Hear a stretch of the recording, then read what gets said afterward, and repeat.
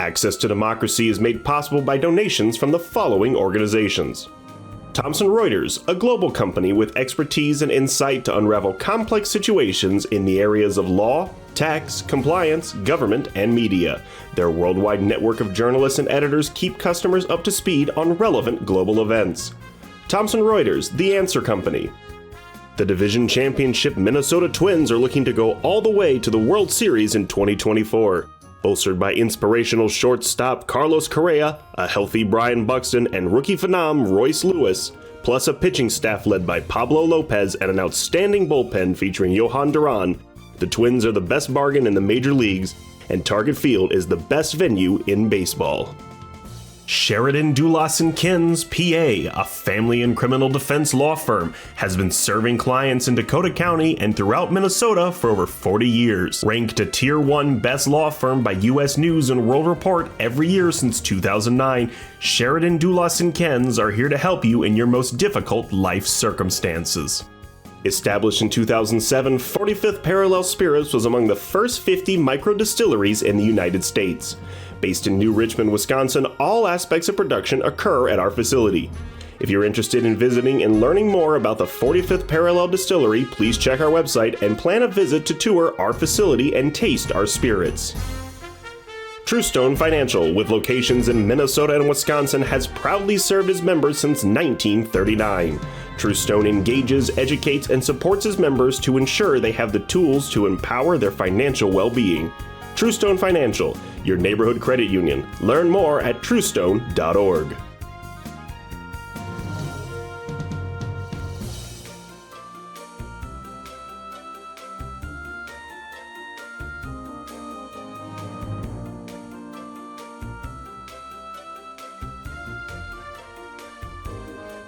Hello and welcome to another edition of Access to Democracy. I'm your host, Steve Francisco. It's a pleasure to welcome to our studio today a first-time guest. Jake Romans is president of the American Federation of Government Employees, AFGE, Local 3669. Jake, welcome to Access to Democracy. Thanks for having me, Steve.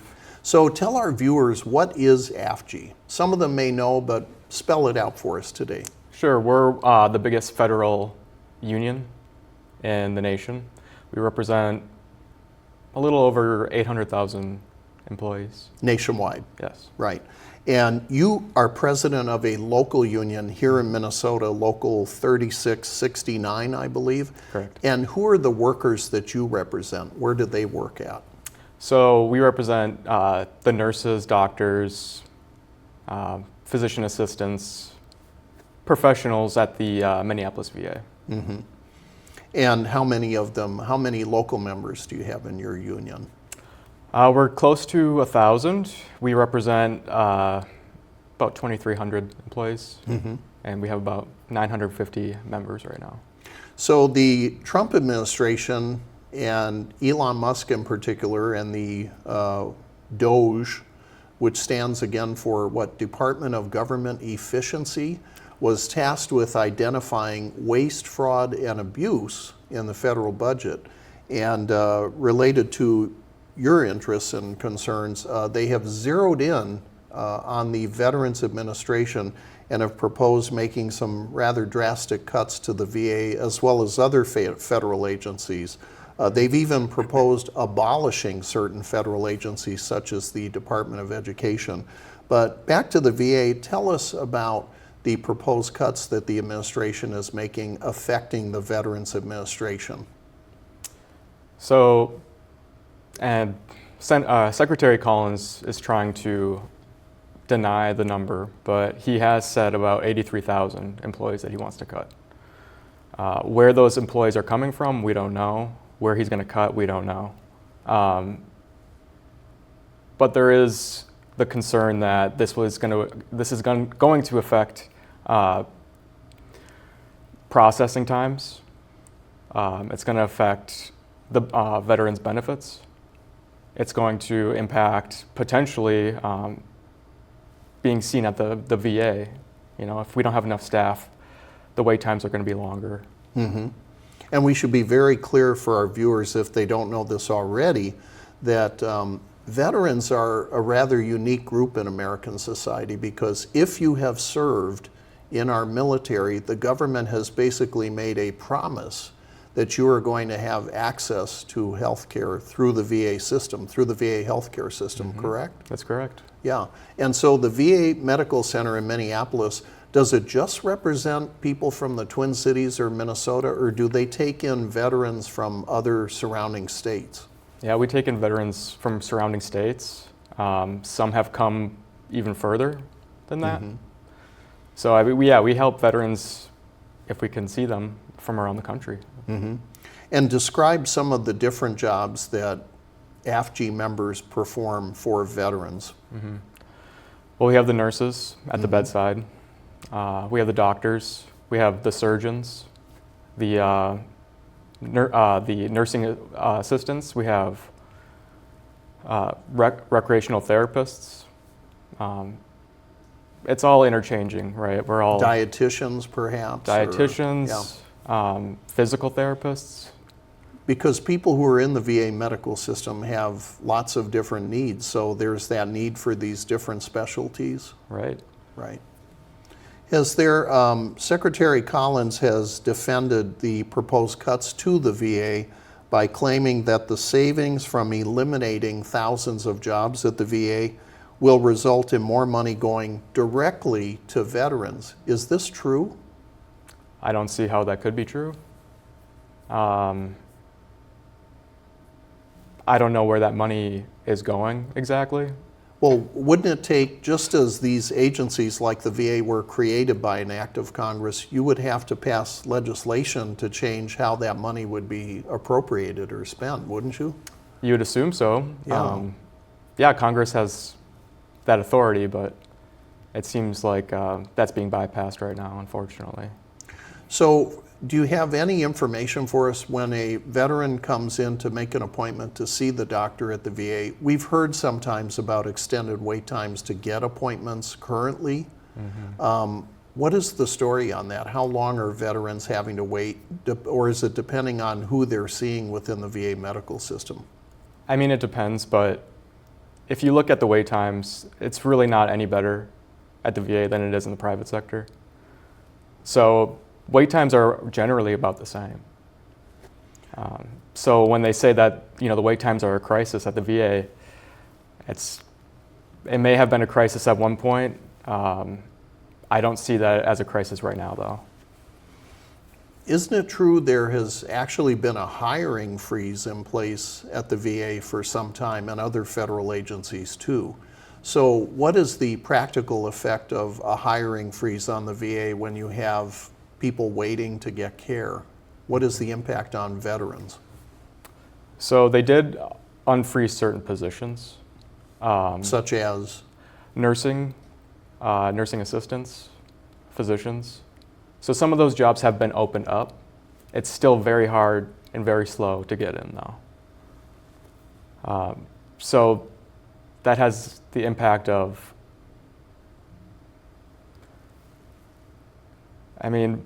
veterans are going to have a tougher time getting seen at the VA. Thankfully, I haven't seen that yet as far as getting care.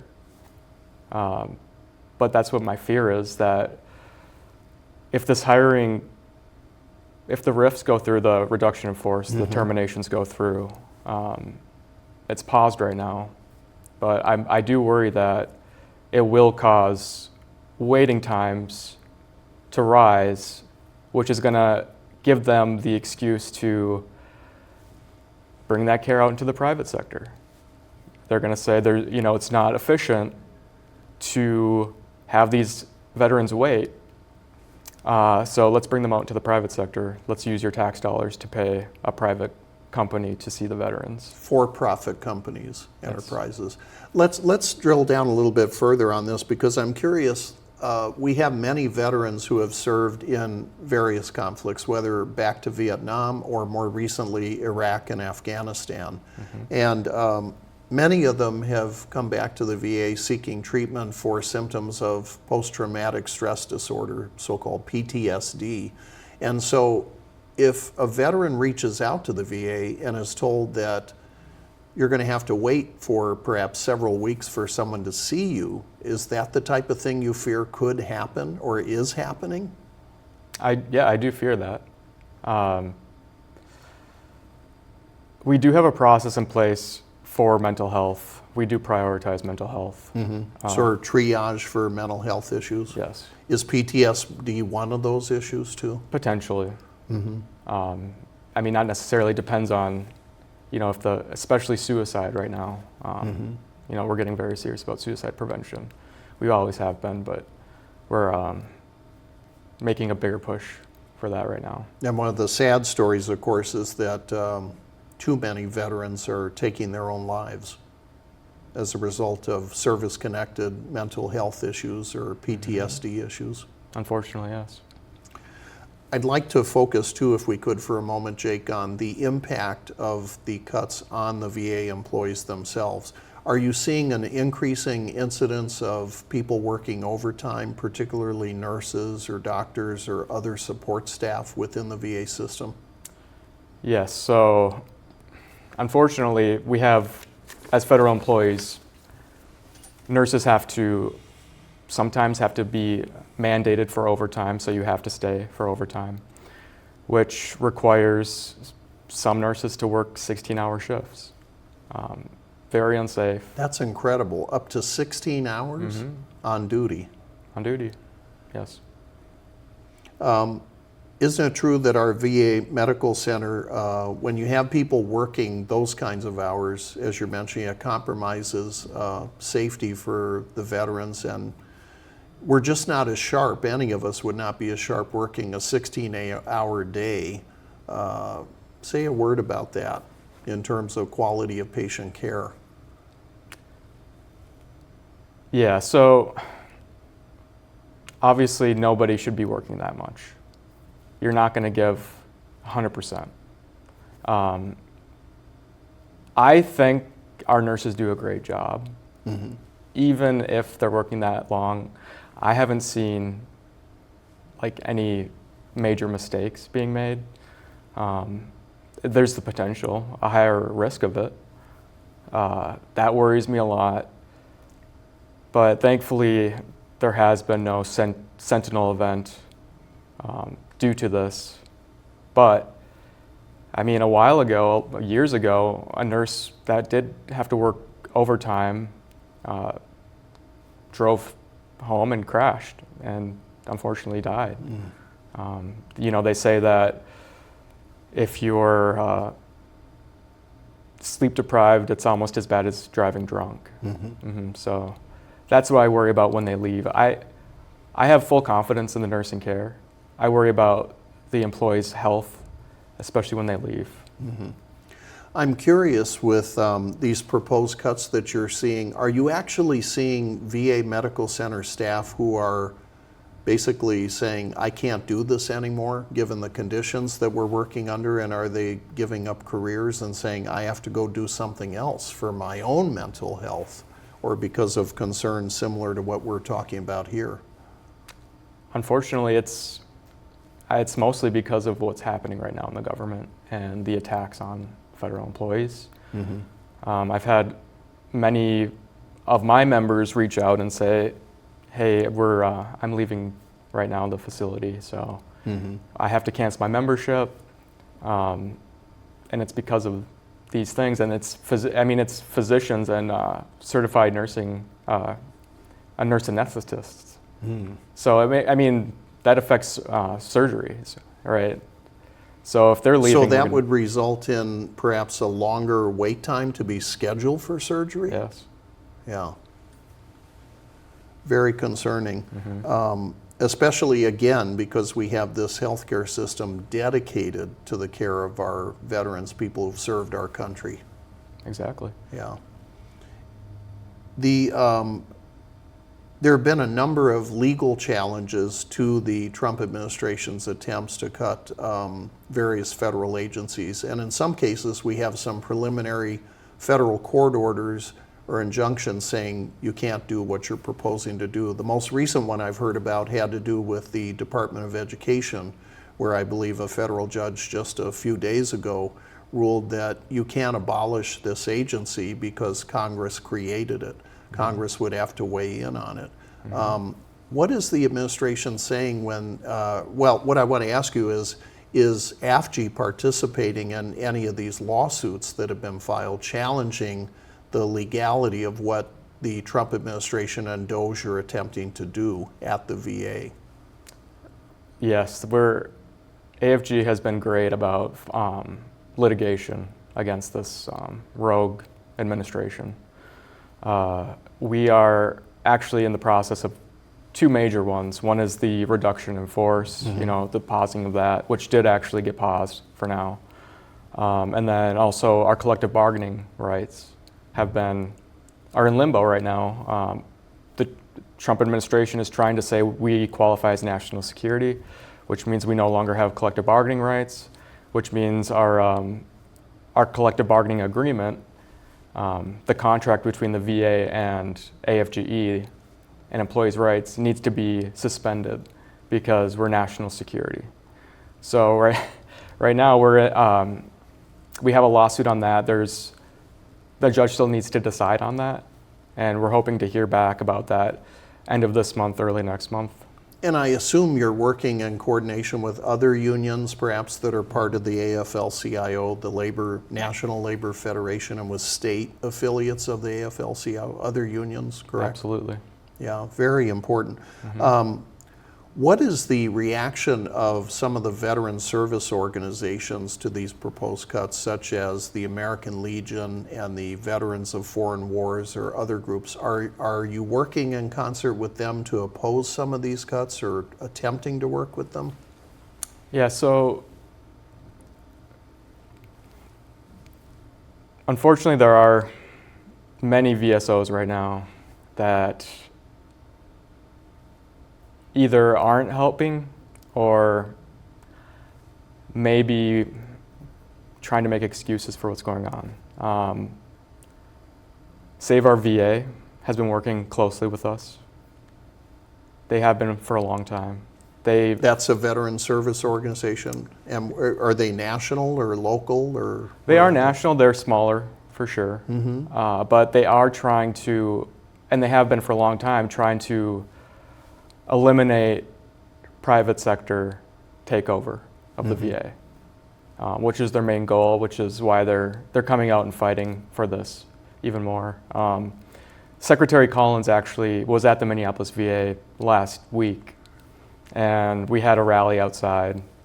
Save Our VA was there and very supportive. And so I'm assuming that when Secretary Collins was in Minneapolis that he met with veterans in the hospital there, right? From my understanding, no.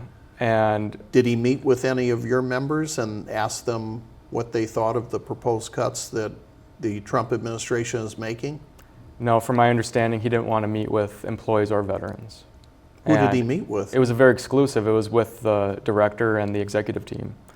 And nobody knew about it except we heard from Congress that he was coming. So we told our members and the employees that, hey, we're having a special visitor, and it's Secretary Collins. He'll be here on Tuesday. Who, by the way, Secretary Doug Collins is a former member of Congress, I believe, from Georgia, correct? He served in the House of Representatives.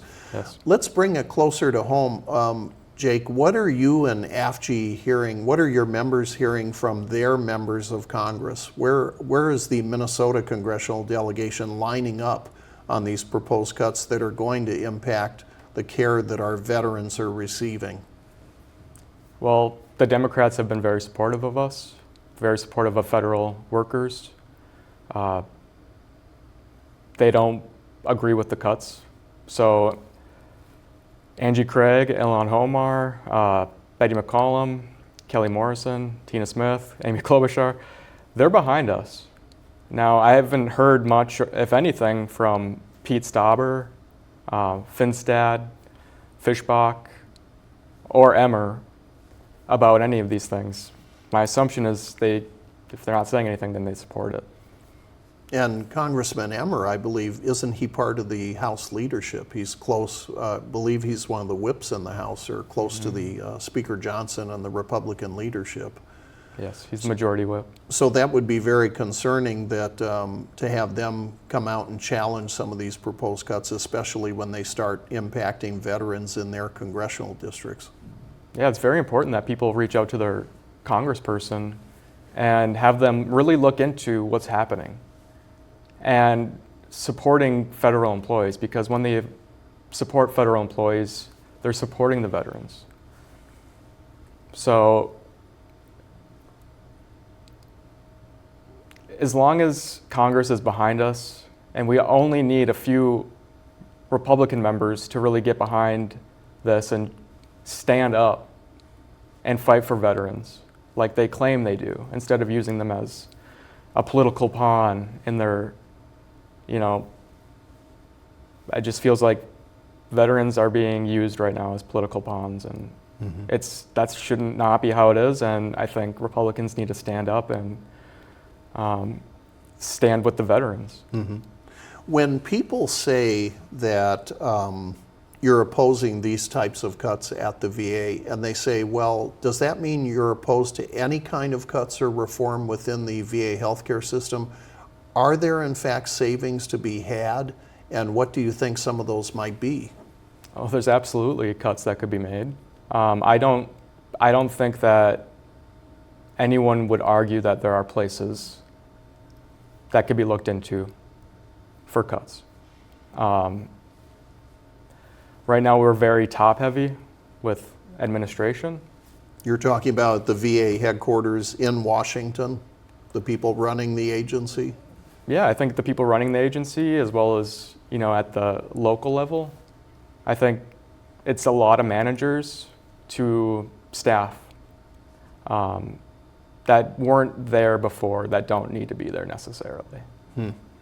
It's very interesting that if you truly believe that there is waste, fraud, and abuse to be identified, that one of the first things I believe that the Trump administration did when they came to office was to fire 19 inspectors general at various federal agencies, and that's their job. I mean, I was a congressional staffer, and we worked with those inspectors general and the GAO to identify waste, fraud, and abuse in a number of federal programs, but the first thing they did was to get rid of them. So doesn't that beg the question that this is not really about identifying efficiencies or waste or fraud?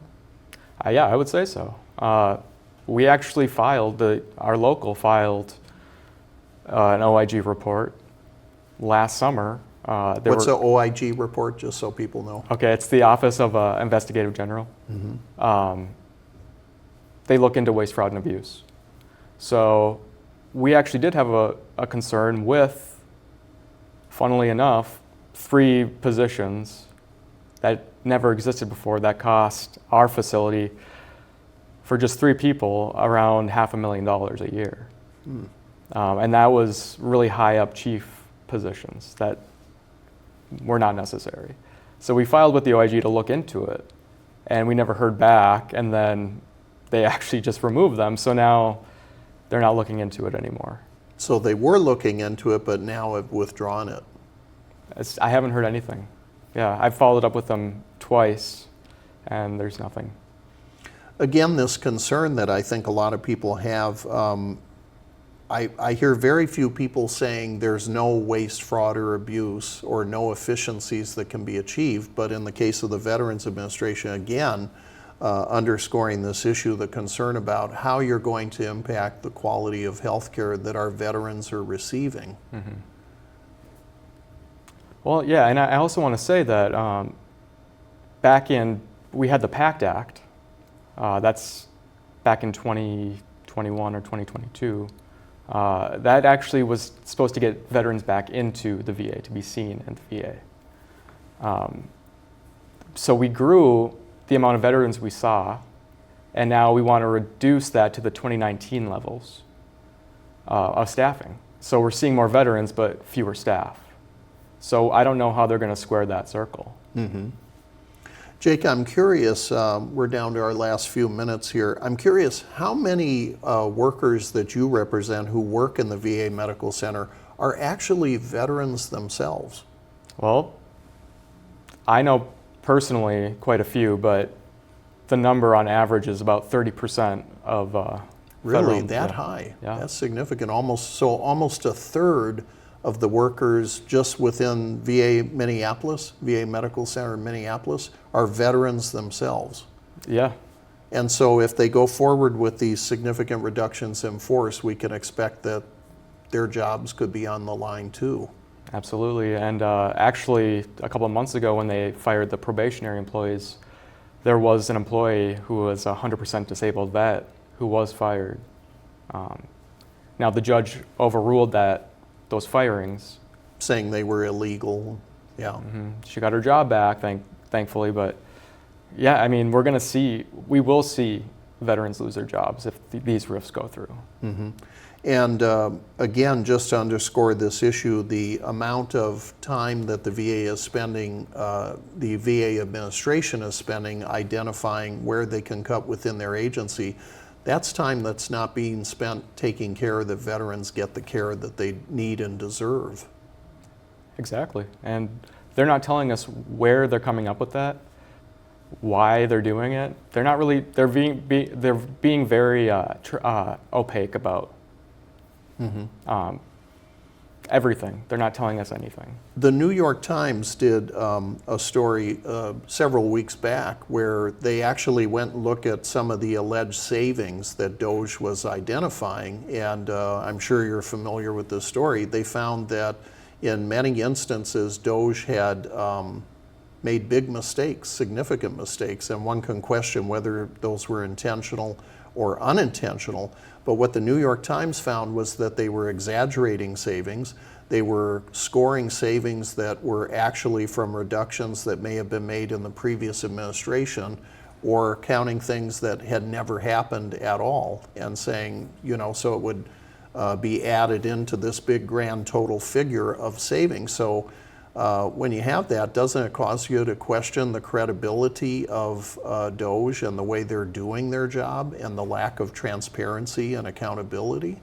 Well, absolutely. I mean, even if it was, they're either really bad at their jobs, right? Or they know exactly what they're doing. It's terrifying either way. They're obviously not saving anything. They're probably costing the government money, actually, by doing all this. We know that the DOJ people, there were a lot of teenagers, 20-year-olds behind it at first. They were sending harassing emails to us. They did it's called the fork in the road. Told us to do 5 bullet points of what you did last week. I don't know if you heard that. Yes. It was I like to say, very unserious people doing very serious things. And that's what I think of when I think of DOJ. That have really serious consequences for the people that are served by the VA in addition to your employees that you represent. Yes. Yeah, very significant. Well, we are going to continue monitoring the proposed cuts from DOJ, obviously monitoring a lot of the continuing legal action, which is challenging the basis for DOJ's actions and cuts at the VA and elsewhere within our federal government. So we shall see how this all unfolds in the future as it works its way through the courts. Jake Romans, president of AFGE Local 3669, representing some of the employees who work at our Minneapolis VA Medical Center. Thank you for being our guest today on Access to Democracy. My pleasure. Thank you for having me.